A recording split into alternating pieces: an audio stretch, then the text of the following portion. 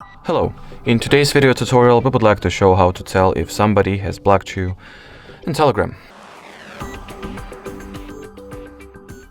So first of all, let's open up the chat with the person in question.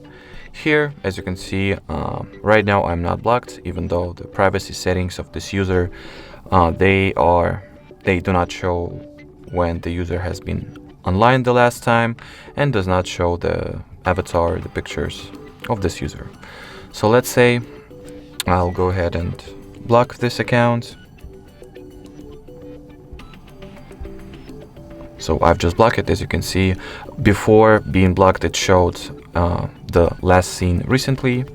Now once I reopen the chat after I've blocked myself, basically it's gotta show the last seen a long time ago. And also if